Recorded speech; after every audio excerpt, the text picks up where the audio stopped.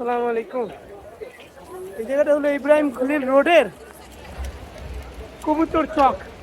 এই আশেপাশে যতগুলো বিল্ডিং দেখা যায় এগুলো সবই হোটেল। আর এই চকটার মধ্যে অনেকগুলো কবুতর আছে, অনেকে কবুতরকে খাওয়ায়, যারা অনেক খাবার বিক্রি করতেছে। এই মাত্র জুম্মার নামাজ শেষ হইলো, এখন মানে অনেকেই বাসায় ফেরত যেতেছে। এখন কত মানুষ!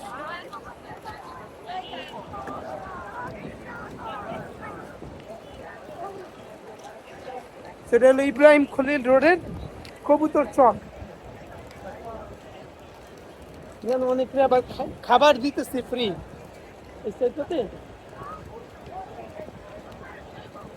যে মানুষগুলো লাইনে দাঁড়ানো আছে তাদেরকে খাবার দিতেছে,